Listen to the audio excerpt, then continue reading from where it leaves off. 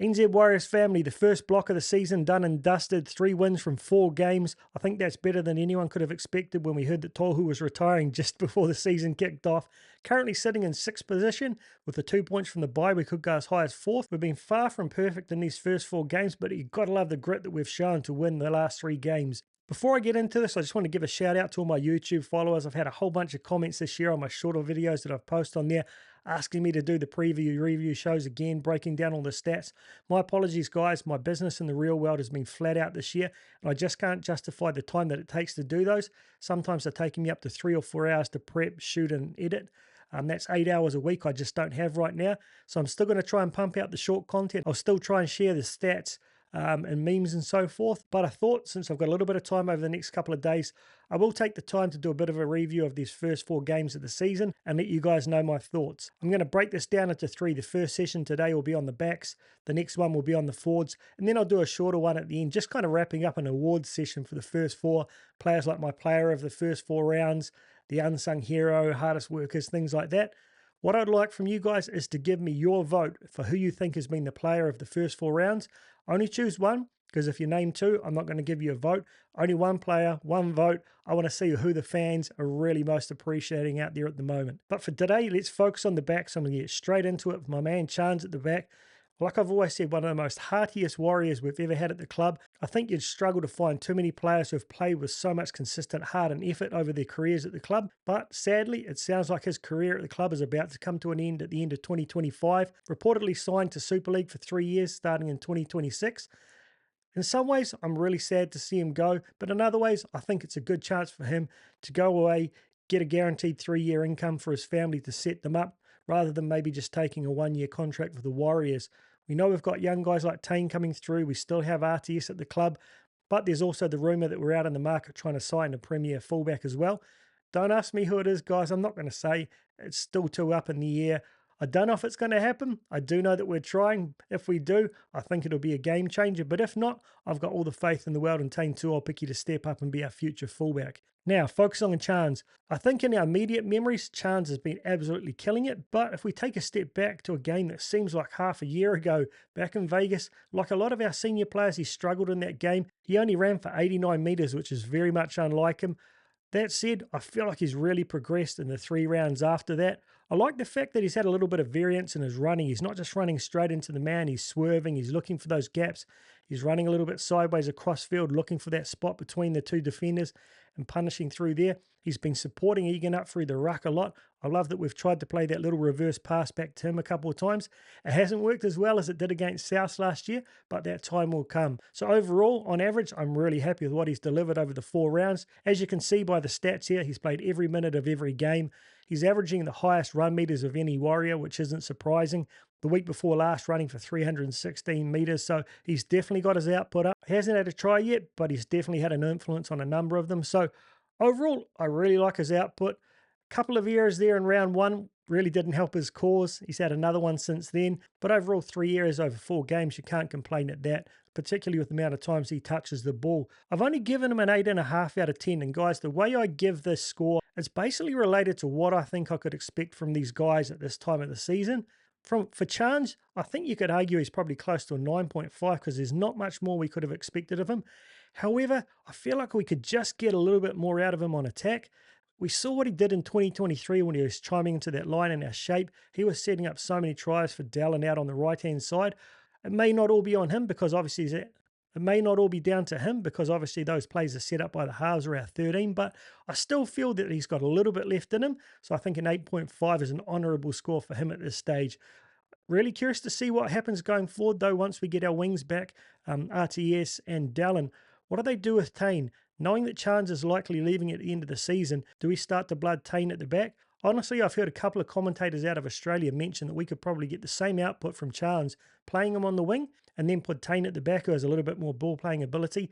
I'm not 100% sure they'll do that. I think they'll stick with the winning formula, but I hope at some stage we do get to see Taine have a decent run of football there, and then we can have a real comparison between the two. But for now, thanks for the hard work, Charnze. You've done an outstanding job over the first 4 rounds. Next up, the man I was just talking about, Taine Tuaupiki. Even though it's on the wing, I'm really stoked for him that he's managed to get this regular game time. A lot of people were questioning, including myself, whether he'd be big enough to hold his own out there, but he's done it up against some of the biggest wingers in the comp, some of the fastest wingers in the comp, and has more than held his own. We've seen his speed and ability to be able to beat the tackler, that step. It's a completely different type of skill than we see from Dallin and RTS. I do really like it, but I can't wait till he gets a decent chance at fullback. I just love to see that footwork and broken play. I love to see him coming through the ruck with those agile feet when he's dealing with tired forwards in the middle. But overall, I think he's been absolutely outstanding. I'm giving him 8.5 purely because I think he just hasn't quite been able to get involved as much as he'd like being out on the wing there, and I think he's still got a lot more growth in him this year. I think 8.5 is a great score for him. The moment for me this year is that skip pass that went out to him on the wing against Manly. It floated a bit high. As he took it, he ran out of room. He drifted back in field, drifted, until he spotted that gap on Jazz's inside shoulder and just gunned it through there and scored that amazing try. I think that's something we've really lacked in our outside backs, is that agility and that explosive speed. So well done to Taine. He's been an absolute excitement machine. I'm really curious to see what happens with him throughout the rest of this season.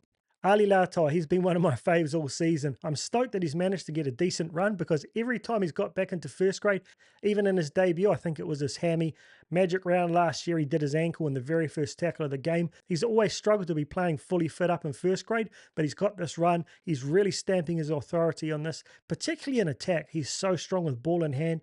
That try he scored against Manly, the line was almost Nicoll-like. Oh man, it was so nice to watch. He struggled a little bit with his defensive reads in the first game against Canberra, but can understand that with the helter-skelter way they were throwing the ball around. But I feel like he's really strengthened up his defense since then, getting his tackle efficiency up to almost 92%. That's what we really need from him. He is making a lot of tackles too. One thing I would say, I don't feel he's quite got the speed and the kick chase that Rocco has. Rocco is always the first man up there. I think that's why they were looking to bring him back in. Ali's not quite on the same level there, but what he brings on attack is next level. I was really looking forward to seeing both of those guys combine last week, but Rocco doing a hammy before the game, but it's only a slight twinge, apparently back for next week, so I'm curious to see if they bring him back in. But overall, I'm really stoked with Ali. I don't think he could have done much more, but I'm not going to give anyone a 10 out of 10 this early on in the season. Look for him to continue to step it up over the next couple of weeks. Adam Pompey, one of those players that the fans always love to hate, always critical of when he makes a mistake. But finally now, a lot of people are starting to appreciate what he has to offer. That try last week showing that he's got the attacking flair, stepping off both foot, beating about 4 defenders, that was genuine class. We always known that he's been a really good centre, but a lot of people have been critical of his attacking ability, lack of speed. He might not have the top end, but he definitely shows he's got the agility, he's got the power with a great fend. Off the back of those steps, that was outstanding. I'm glad they went for the option to initially look at putting him on the wing rather than dropping him when Rocco came back in. I feel like he would have been up to it. He may not be the fastest guy out there, but he's got a really wide wingspan, so he can cover a lot of real estate just with his arms. I feel like he would have held his own, but at centre so far, I think he's definitely done the job. It's a bit of a shame to break up that combination with him and Ali if Rocco does come back, but the way Rocco is playing in Cup, it's really hard to deny him. So curious to see what happens in round 6 if Rocco is fully fit. Do they look to shift Adam to the wing? Do they stay with the Kosi on the wing and Adam combination? Really hard to know, but I definitely think Adam needs to stay in the 17 regardless of what happens. RTS, real shame that he went down with that hammy, putting him out for about 6 to 8 weeks. He was really doing well. A lot of people are going to say, oh man, that's harsh, only giving him an 8. He's played outstandingly. He's probably been one of our better players out there, but I just feel like he's got a little bit more he could deliver on attack. We haven't seen that massive step. We haven't seen the line breaks yet.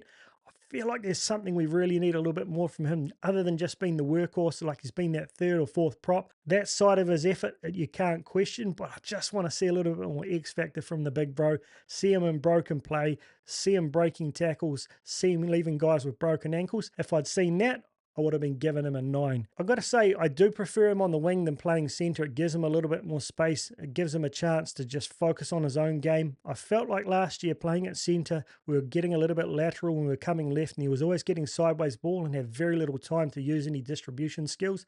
At wing, he doesn't have to worry about that. He can just do his own thing. I feel like at times it could be beneficial to drop him to fullback, bring Charnze onto the wing, give Charnze a little bit of a rest, give Leiataua a little bit of space back there. That way we're not fatiguing Charnze to the point that he struggles in defence. I don't know, but it seems like Webby's trying to really simplify the game plan at the moment, play that possession, play that field position, tire out the opposition, and trust ourselves to have the fitness to close it out at the end. So I don't think we'll see too many changes in the way we're using RTS when he comes back in. Ed Kosi, another one of those guys who's constantly paid out by fans, always giving him sticks, saying he can't deliver, he collapses when he comes up into NRL. Too many people are quick to forget that stint he had in 2023. By the time Dallin was fit, a number of fans were calling for him to stay in there. He was playing so well that they wanted him to stay in ahead of Dallin Watene-Zelezniak, who ended up having about 23 tries. That's how good he was going. Don't forget that, guys. That's his full ability. Over the past couple of weeks in New South Wales Cup, he's been absolutely brilliant. He has absolutely smashed some guys, getting the timing of his jamming right. He's been really solid under the high ball, limiting his errors. So unlike a lot of fans, I wasn't nervous about him coming back up. I was excited to see him get a bit of a redemption game done, and he did that. We really simplified his game. He didn't try to do anything fancy. He just focused on his fundamentals. He took 100% of the kicks kicked at him. Even though it says he had a couple of errors, I don't even recall them. I'm not sure about you guys. I don't know what they actually were, but they weren't for drop balls off kicks. And I don't remember him dropping balls in contact. They were the two things a lot of people worry about. He delivered some great meters, running 200 meters in only 69 minutes out on the field. Shame about that bloody HIA, but you can't question these numbers. So I really wonder now what Webby does if Rocco is back. Do you drop Ed out even though he delivered these numbers and move Adam to the wing, or do you stick with an expert there? Do you stick with Adam? It's great to have Webby having all these really tough questions to answer. I'm just glad I don't have to make the calls myself. That would be so difficult. I gave Ed an 8 out of 10 there, purely for the fact he just did the fundamentals. I think if we'd seen him do something special, he could have deserved a 9, because he really stepped up and delivered what we needed from him in a wet and windy day, hostile environment, a lot of pressure on, game on the line. So well done to him, and I hope the fans recognise his effort. Chanel Harris-Tavita. Now, with these halves, I've got to admit, I'm really surprised they went for this combination in the first place. In some ways, unlike a lot of other fans, I always thought we would go for Chanel or Tanner with a combination of Luke, just to have those two kicking options. I've always felt like that's one thing Tamati struggles with. He's by far probably our best ball player out of all of the options available, but just having that second kicking game, particularly because Luke's never really had a chance to kick in the NRL level because he's only ever played with SJ. And we all know that SJ dominated the kicking, often kicking for about 700 metres a game. So having Luke being first time up in the 7 jersey, I thought we were always going to go for that kicking option outside him or inside him if they played him at 6. A lot of people out there don't really rate Chanel. They focus on the mistakes that he makes at times. He does have the odd brain explosion. But ever since he first came into grade, I felt like he's one of those players who's going to continue to mature, and felt like eventually he could become a really good game controlling half. He seems like he's been around forever, but he's only played 79 games of NRL, particularly with that year he took out. So he's still got a lot to learn. I think once you see him get up to around 100 games, I think he'll really mature, be a lot more controlled, but hopefully he doesn't lose that flair. We saw that try he scored the other night with the chip over the top. Probably wasn't the right kick, but he competed. He got the regather, scored the try. We need someone who can pull shit out of their ass in the big moments to turn the momentum of games, and I think he's got the ability to do that. It's going to be really challenging for him to maintain a spot with the way Tanner Boyd and Tamati are playing in Cup, though. Those boys are absolutely killing it. But good on him. I feel like he's stepped up. The reason I've given him an 8 is he's definitely put in the effort. He's nailed some big moments. We're still struggling to sync as a halves combination and truly deliver when we've got all of that possession down in the opposition's red zone. I feel like that'll continue to improve, particularly if they stick with this combination. I hope they do a lot of work over this bye round, because we're going to have to nail every opportunity we get against the Storms and the Broncos coming up. Luke Metcalf. He was always going to be one of my halves. If I'm honest, I probably would have gone for him at 6 with Tanner inside him. Having that experienced guy inside him with a great kicking game, able to control the flow of the game, and just let Luke get time out on the field. He's only played 30 games of NRL so far, and 4 of those have been this season. Having a guy who's only played 26 games at the start of the season, taking over from the legend Shaun Johnson, it was always going to be huge pressure. Overall, I feel like he's really stepped up. The reason I gave him an 8 is what he's done well, he's done really well, but he's had a few sort of ups and downs. I feel like Chanel's probably been a little bit more consistent in his progression. Luke's big moments have been huge. His down moments have been a little quiet. But for now, I just feel like it's reps. We're just going to have to trust him, invest in him, and keep giving him that go-forward ball, letting him do what he does. I like the fact that Matty Johns always says, like, young halves like him, their first option should be to run. Don't get overly complicated. Don't try and take your strengths out of the game. Trust your instincts. That said, I think he's doing some really good jobs with his ball playing, taking that ball to the line, being prepared to take a hit. The pass he put on for the Leiataua try the other week, that just showed he's got SJ-like ball playing ability, but it's just getting the confidence, I guess. And the other thing I feel like is he's got to get a bigger voice. We need to see him like shouting and screaming and getting those senior players in the place he wants them to be, particularly now that Dylan Walker's gone. I don't know if you guys have ever noticed how much work Dylan Walker did in setting up our plays. He had a huge voice. He was the one setting up tries 2 or 3 plays before. If you have a chance, go check out Sean Johnson's podcast. There was a post on there just after Walker left, talking about how Dylan Walker was the guy to set up a lot of the plays. Straight after that win we got last year in the final round in the last minute against the Sharks, SJ credited Walker for setting up that final play. That SJ put that skip pass across to put Dallin over to win the game. He put that all on Walker. So now that we don't have Walker there, it's really going to be a big increase in pressure on Luke.